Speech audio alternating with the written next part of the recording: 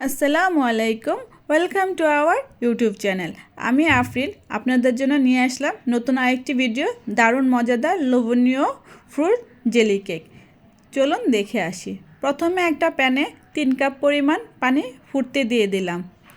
এবার একটা বাটিতে 1 কাপ পরিমাণ পানি নিয়ে তার মধ্যে 1 চামচ পরিমাণ আগার আগার পাউডার মিলিয়ে রাখলাম, সুন্দরভাবে মিলিয়ে নিলাম। তারপর চুলায় যে পানি বসিয়ে রেখেছি তার মধ্যে 1 কাপ পরিমাণ চিনি দিয়েছি। আপনারা চাইলে স্বাদ অনুযায়ী চিনিটা বাড়িয়ে কমিয়ে নিতে পারেন।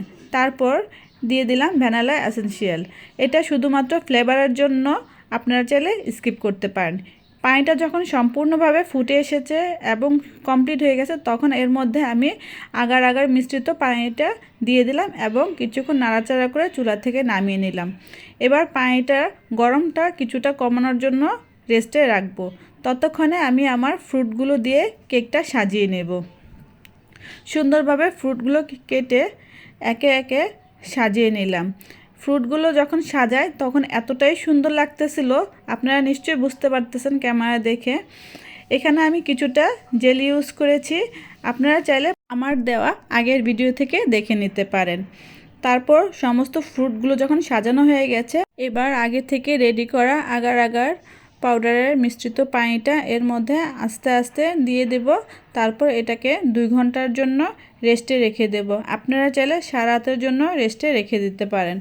তারপর এটাকে আমি যখন বের করলাম, কি সুন্দর একটা লোভনীয় লুক এসেছে, যেন দেখেই খেতে মন চায়। তারপর এটাকে আমি সার্ভ করে নিলাম। একটা বড় একটা ট্রেতে নিয়ে উপর করে আস্তে করে ঝাঁকালে এটা নেমে গেল, বাস। তারপর এটাকে আমি পরিবেশন করব। এভাবে ফ্রুট কেক বানিয়ে আপনারা নর্মাল ফ্রিজে প্রায় 1 সপ্তাহের মতন সংরক্ষণ করে রাখতে পারবেন।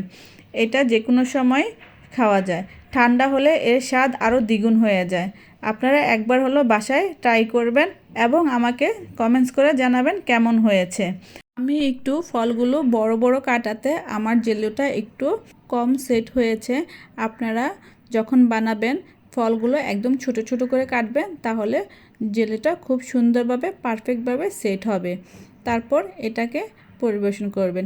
এটা এভাবে নর্মাল ফ্রিজে 2 থেকে 3 দিন সংরক্ষণ করে রাখা যায়। ঠান্ডা হলে খেতে দারুণ ইয়ামি লাগে।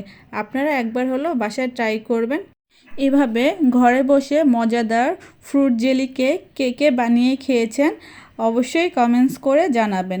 যারা এখনও আমার চ্যানেলটা সাবস্ক্রাইব করেননি তারা অবশ্যই আমার চ্যানেলটা সাবস্ক্রাইব করবেন এবং ফলো দিয়ে পাশে থাকবেন। আজকের জন্য এ পর্যন্ত। সবাই ভালো থাকবেন। পরবর্তী ভিডিও দেখার জন্য পাশে থাকবেন। আল্লাহ হাফেজ।